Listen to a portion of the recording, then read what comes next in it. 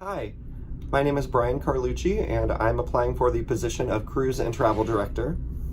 I believe I would be a wonderful candidate for this position, not only because I have a huge passion for the cruise and travel industry in general, but I also have a huge passion for Holland America Line.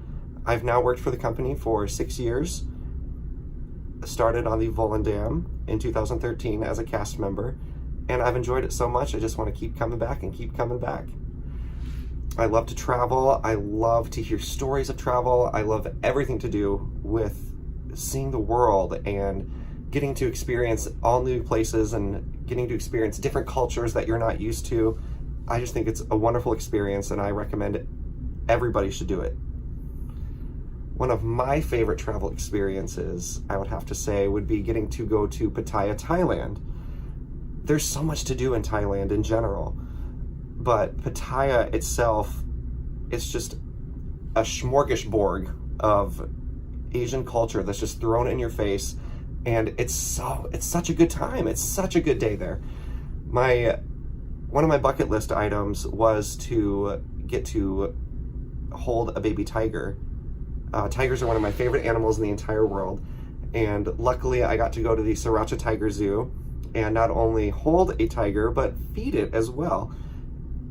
Just that experience, like tears came to my eyes. It's so magical, and I love hearing other people be so passionate about their travel experiences as well. Even the nightlife in Pattaya was wonderful. Another bucket list thing I got to do there was I played what I call my When in Rome card, but this was When in Thailand card. And so, like when you're in New York, you have there's street food out, but you can get like hot dogs or burgers or gyros or that kind of stuff. But in Pattaya, one of their street meat, or their food cards, however you like to say it, is bugs. And I was with my friends, and we said, when in Thailand. So I got to eat a mealworm. It was interesting, let's say that. But it's an experience that I wouldn't trade for the world. I loved it. I love Thailand. I love traveling. And I believe I would be an excellent candidate for this position, not only because I get to share my experiences with the guests, but I get to watch them immerse themselves in all the cultures around the world. And I think that is just a wonderful thing. Thank you. The Yukon Gold Rush has been called the last grand adventure of the 19th century. It lasted just 4 short years. Of the 100,000 people who started out for the Yukon, only about 30,000 made it there. Of those 30,000, only about 4,000 actually found gold, and a handful struck it rich. The Klondike Gold Rush was over in a flash, but its ability to capture the spirit of the frontier West and the unexplored Canadian wilds has endured for more than a century. The names and stories of most of the men, women, and children who were caught up in the frenzy have been lost to history. But there are a few that have endured, lasting far longer than the gold itself. Here are a few of my favorites. Not all people headed to the Yukon to seek their fortunes were planning on doing any prospecting. Kathleen Rockwell was born somewhere in the Midwest United States, although she was always pretty vague as to where. A dancer by trade, she started out in the chorus lines and on the vaudeville stage, but the amount of money that could be made off of miners and prospectors was impossible to pass up.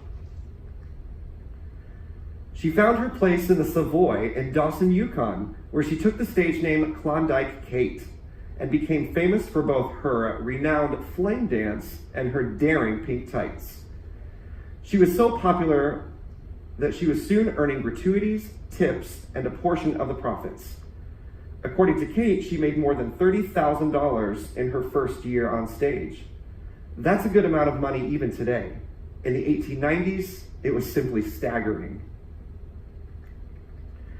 Kate was so popular with the miners, in fact, that they would hand her gold nuggets just for stopping to speak with them on the street. Sadly, her personal life wasn't as happy, and it took a turn for the worse when she met and fell in love with a man named Alex Pantages. He moved to Seattle with a promise to bring her with him so they could marry. Instead, she found out he went on to marry someone else. She ultimately married twice, and she died in 1957 after writing her life story and trying to debunk the idea that she was ever a gold digger. About the same time that Kathleen Rockwell was packing up her skirts to dance, Katherine Ryan was also getting ready to head north. However, she had very different plans for what to do when she got there. Ryan was working as a nurse in Vancouver when she got word of the gold rush fever that was gripping the country. She went north carrying a Winchester rifle and wearing work boots. She was one of the first women to make it up to Alaska, and upon getting there, she teamed up with a detachment of Northwest Mounted Police officers who helped her carry her year's worth of supplies in return for some hot meals. With just $5 to her name, she opened her first restaurant and began investing in some of the gold mines. Within 2 years, she had not only opened another restaurant called Klondike Kate's Cafe, but she had also earned a place within the NWMP as the first female Mountie. As a special constable, she was responsible for dealing with female prisoners and for ensuring that no gold left Canada without the fortunate finders paying all the appropriate taxes. She helped other miners record their life stories and their adventures, and during World War I, she spearheaded fundraising efforts for the war. She died in 1932 and received a Royal Canadian Mounted Police Honor Guard for her funeral in recognition for all she had done for her country.